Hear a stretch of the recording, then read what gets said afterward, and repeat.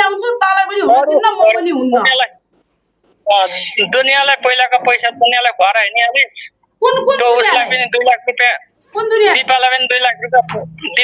2 लाख रुपैयाँ खुवाइस अब कोकोलाई कतै कतै 4 लाख रुपैयाँ खाइ त नि ब्याजमा लगाएको पैसा नि खायो भने के चाहिँ गर्नु पल्लो घर त्यो मोदी नानीले सोध्दा हुन्छ त बुढी हुनुहुन्छ त माथि पल्लो घरका छिमेकी अनि यस्तो व्यवहार यस्तो छ सर तपाईले पैसाको विषयमा मिल्ने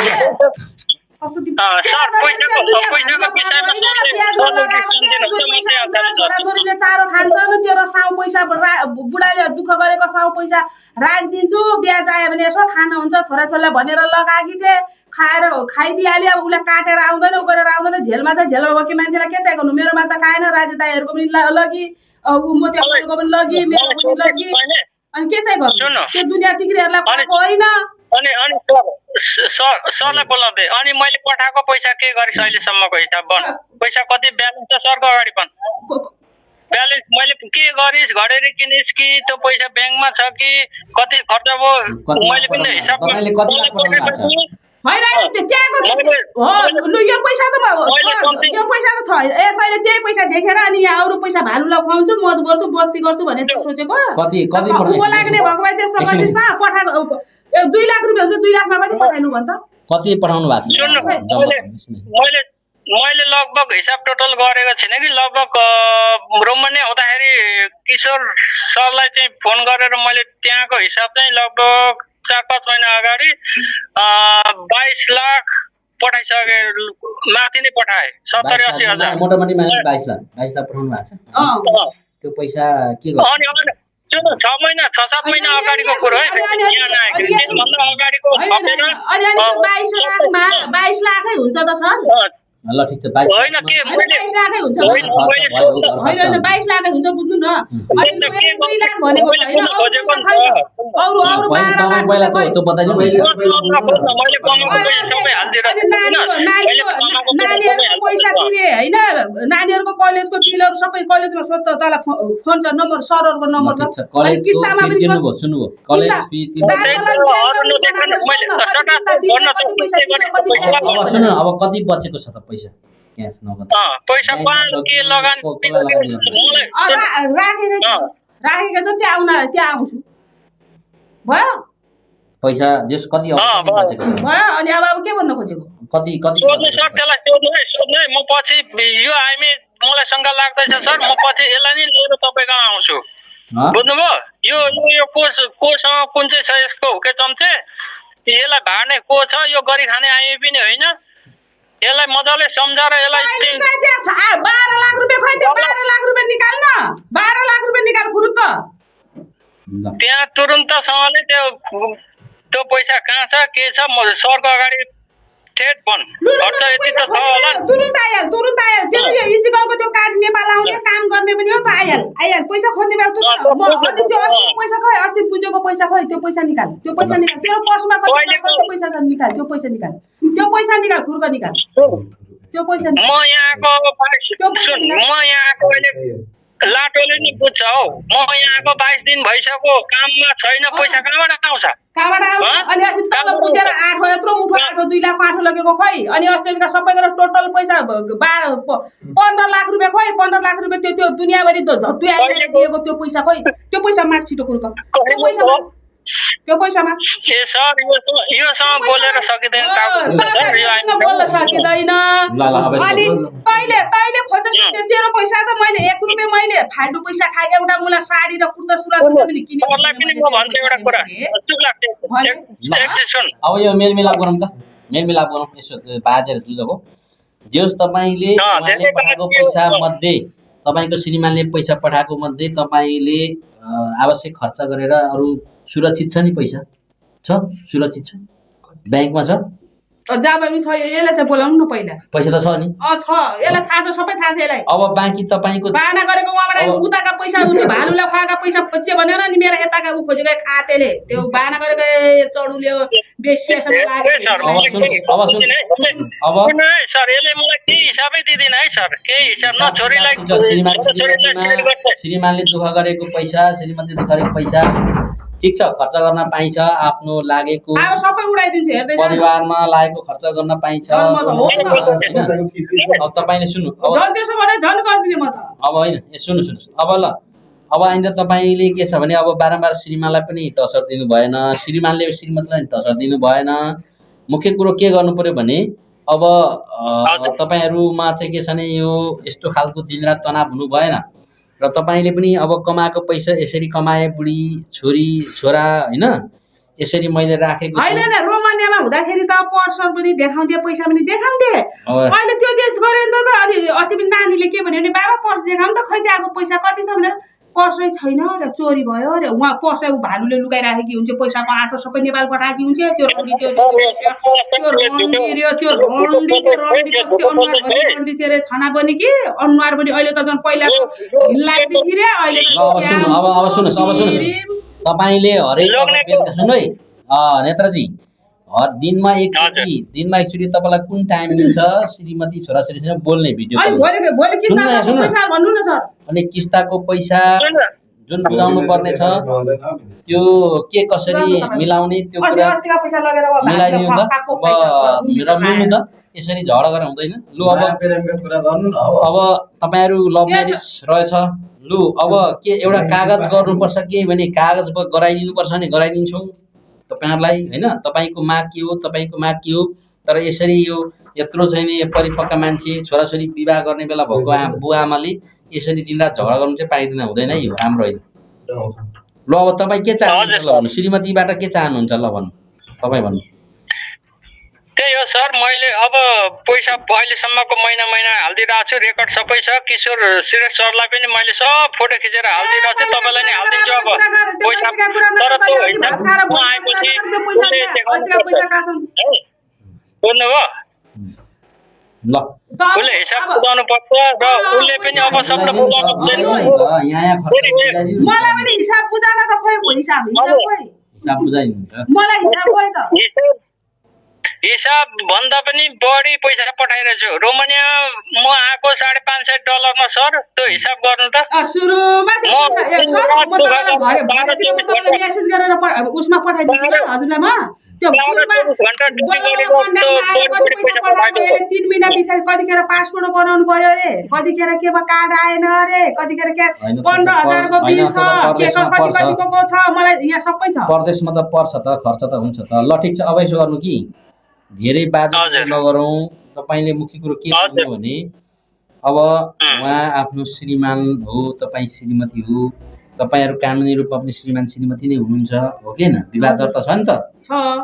छोराछोरी छ। अब छोराछोरी हुर्किसकेको मान्छेले अब यसरी दिनरात झगडा गर्ने होइन।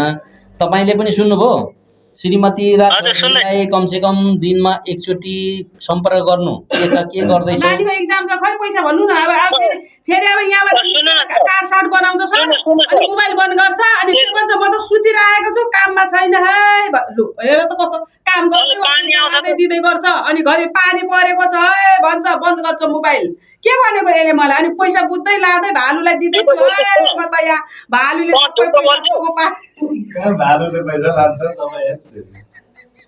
झुटो बोल्छस् त। यहाँ यो प्रेसकालमा आएको कमाउन आएको, यहाँ खुवाउन आएको म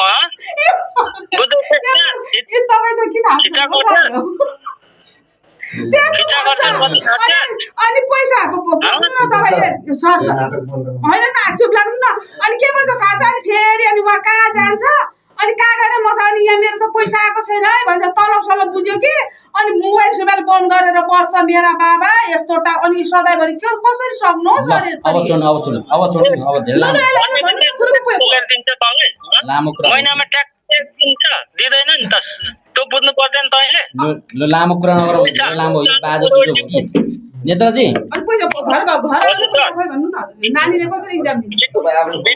तपाईँलाई अन्तिम सुझाव दिँदैछु म, हेर्नुहोस् है तपाईँहरूलाई।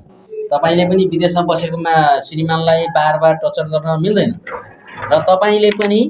विदेशमा बसेको मान्छेले सुन्नु न, विदेशमा बस्दैछु भन्दैमा आफ्नो श्रीमती जान परिवारलाई बिर्सेर अरू कोहीसँग अरू कोहीसँग लिभिङ टुगेदरको कुरा त छोडिदिनुहोस्। अरू चाहिँ नि परस्त्रीसँग बोल्ने हाँस्ने दुनियाँ त्यो दिवाना बोल्न हाँस्नमा त केही हुँदैन सर अब हामी पनि अब यी हजुरसँग बोल्यौँ हाँस्यौँ त्यो होइन, नराम्रो व्यवहारिक भयो। रूपले बोल्न पाइयो हो, त्यो हो त त्यही हो, व्यवहारिक बोल्ने रूपले भयो। बोल्न पाइयो व्यवहारिक रूपले बोल्न अनि पाइयो छोराछोरी नै बिर्सिने बुढी नै बिर्सिने त्यो चाहिँ गर्नु पाइएन। त्यत्रो छोरी होइन म त अब पहिला त किनभने मेरो छोराछोरी सानै थिए। मेरो कुरा पनि सुन यसले सर हेर्नु है म ड्युटीको समय पानी पर्छ कहिले मल लान्न कहिले के गर्दिनँ यसले फोन उठाउँदिन छोराछोरीलाई पनि दिन्न है सर त्यो त गर्न पाइएन तपाईँ किन फोनै उठाउँदिन छोराछोरीलाई पनि दिन्न अनि कहिले काहीँ अनि फोनै गरेन भन्छ त्यहाँ तपाईँले हेर्नुभयो नि डिटेल त्यहाँ अरू बेला त्यो छोराछोरीलाई छल्चकट है बिचारा छोराछोरी अब बाबाको यति दिनमा अब पैसा हाल्नुहुन्छ भन्छन् उनीहरू हो त्यतातिर हुन्छन् दिदी भाइहरू क्या छोरी उनीहरू त्यत्र अब 19 वर्ष कि भए पुगिसके सर मेरो छोरी कति सिधा छ छक्कै पर्छ केटा यतिको जस्तो बुद्धि छ एउटा कागज गर्नुपर्छ तपाईँहरूले यसरी दिन रात बाँचेर हुँदैन तपाईँ हुँदैन सर अब हो मजाले तपाईँलाई कागज एउटा गराइदिन्छु यो झगडा दिनात गर्ने श्रीमानले के गर्ने श्रीमतीले के गर्ने त्यो कुरा अनि यसलाई त तुरुन्त नेपाल झिकाउने नभए म त्यही जान्छु मैले भनिसकेको छु पासपोर्ट छ मेरो यहाँ गिरिसकै लागेको छ यार सरलाई देखा ल छोराछोरी राख अनि गर गिरिसकै भित्र लगा अमेरिकै जानु त राम्रो त्यहाँ आउन किन मिल्दैन म आउन मलाई झिकाएर भन्नु त सर यसलाई मलाई झिका भने श्रीमतीलाई झिकाउनुहुन्छ त सँगै बस्नु त श्रीमतीलाई झिकाउन चाहिँ अब 3 वर्ष त्यो कार्ड पाएपछि त्यही त अनि 3 वर्ष भ्यालुले पैसा दिइसक्यो भने अनि ठ्याक्कै ल अब हरेक महिनाको पैसा तपाईँले परिवारलाई देखाएर खातामा जम्मा एकछिन तपाईँले खातामा सुन्नु न हरेक महिना तपाईँले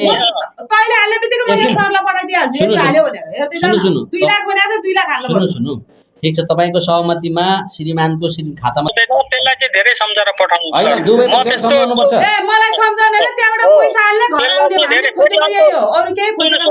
छैन फोन उठाउँदाखेरि उहाँलाई मैले सम्झाएँ तपाईहरु दुवै पक्षलाई ल अब एउटा कागज हामी गराउँछौं सुन्नु एउटा कागज गराउँछौं अब उपरान्त श्रीमान श्रीमती दुवैजनाले कुनै पनि चाहिँ काम गरेर अथवा व्यवसाय व्यापार जब जागिर जे गरेर कमाएको पैसा पनि हिसाब किताब एकअर्कालाई प्रष्ट देखाउने र लागेको खर्च पनि देखाउने र बाँचेको खर्च पनि बचत भएको क्रम देखाउने र अनावश्यक रूपमा बुढाले पनि बुढीलाई टचर नदिने बुढीले बुढालाई पनि टचर नदिने र एक दिनमा सुन्नु एक दिनमा एकचोटी छोराछोरीलाई कल गर्ने श्रीमतीसँग बोल्ने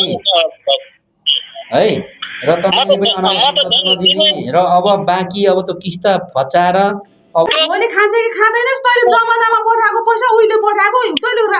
राखेको पैसा मात्रै तैले त्यहाँको पैसा कति त्यो पैसा पठाऊ होइन सुन्न व्यवहार मिलान त यहाँ म अहिले क्याम्पमा छु ड्युटीमा छैन पैसा छैन त बुझिनस् अब यहाँबाट गर अब काम खोज्नु पर्यो काम अब 1 महिना जस्तो यहाँ उलाई पनि पहिले अस्ति फोन गरेर भनेको 1 महिना यो क्याम्पबाट बाहिर जानुपर्छ 1 महिना बाहिर काम गरेपछि गरेको तैले 2 महिना भयो अनि यो फेरि यो चैत लागिसक्यो भने मेरो कुरा सुन्न अस्ति पनि भनेको त कुरै बुझ्दैनस् अब यो क्याम्पबाट आउट भएपछि समथिङ 1 महिना यही सिटीमा यहीँको सिटीमा काम गर्नुपर्छ काम गरिसकेपछि आइल्यान्ड होटल खुल्छ अनि त्यहाँ चाहिँ राम्रो पैसा फेरि अस्तिको जस्तो हो यसो गर्छ सर यो अनि अस्ति पनि पैसा बुझ्यो अनि उहाँ गयो अनि तैले भन्न खोजेको के अनि फेरि भोगुले मन्ने छोराछोरी पैसा खोइ त अनि त्यहाँबाट आइल्यान्ड भनेको यही गोरु त पुरै बुझ्दै आइल्यान्ड भनेको पर्यटक एरियाको यो गिरिजकै एउटा भनौं समुद्रको तह हो त्यहाँ चाहिँ 2025 त्यहाँ छेउछाउ हो कि तैले अस्ति पनि पैसा बुझी तल बुझी त्यहाँ लगेर क्याम्पमा गएर भाडु पाल्दै छैस हैन अनि फेरि पर्सि पनि त यहाँ पैसा छैन अब आइल्यान्डतिर जाने भन्लाई कामसाम गर्नलाई र तेरो पारा के हो त्यो त्यहाँ सबै आइल्यान्ड जानलाई यहाँ मान्छे आएका हुन् बुझिनस् नेपाली विश्वभरिका मान्छे छन् यहाँ 10,000 रुपैयाँ गर्छन् त्यहाँबाट निस्केर काम त गर्छस् नि 1 महिना गर्छु त्यहाँ अनि उता आइल्यान्ड जाने खर्च पनि चाहिन्छ सुन त्यहाँ अब काम चाहिन्छ रे फेरि त्यहाँ पनि खर्च अस्ति चाहियो भनेर पैसा हालेर अनि हामीलाई अब बचेको पैसा हालिदिन्छु भन्दैछु त। अस्ति पनि त्यही नानीले भने होइन बाबा कति हुन्छ बचेको हालिदिनु मेरो कलेजमा तिर्नुपर्छ भनेको हो कि होइन अनि किन नहाल्यो अनि अनि अनि मसँग यहाँ छ त नि काम भयो त्यतिखेर। हो चोर पक्रेको हो नि त अनि त्यो भालुलाई सबै भालुलाई खुवाउन थाल्यो भने अनि कहाँबाट भेटिन्छ त पैसा मेरो टाउको नपकाए मेरो टाउको नपकाए भन्नु त ल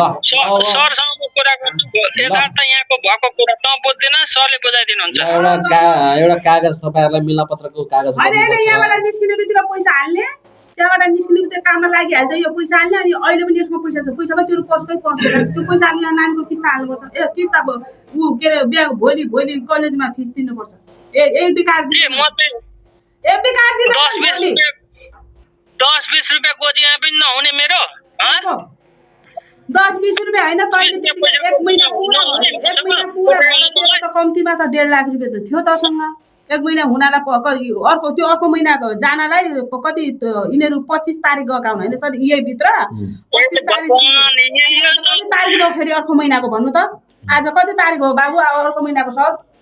आज अनि 15 तारिक भइसक्यो अनि भन्नु त आफै यसलाई चाहिँ के गर्नुपर्ने के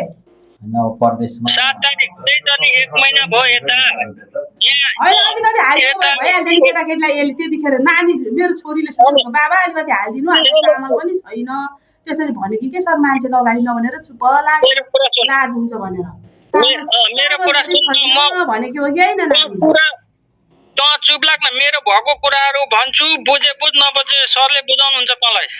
बुझिनस् यो क्याम्पमा आउनलाई यहाँ उहाँबाट लगभग 100 रुपियाँ लगभग खर्च भयो अनि यहाँ भनौँ यो क्याम्पमा आउनलाई अनि होटलमा 2 दिन बस्नु पर्यो बाहिर होटलमा अनि यहाँ भनेको डेटमा टाइममा टक्क छिर्नु पर्यो सबै त्यसै गर्छन् बुझिनस् अनि यहाँ पनि अलिअलि पैसा अब कार्ड बनाउन के फोटो खिच्न फिङ्गर सिङ्गर गराउन अलिकति पैसा लाग्छ बुझिन पातला पनि सबै पैसा पातला अनि अलिअलि खर्च अनि यो कार्ड बनिसकेपछि अनि जानु पर्यो उहाँ सिटीमा जाने खर्च चाहियो अनि त्यहाँ अब जब सेन्टरमा गएर काम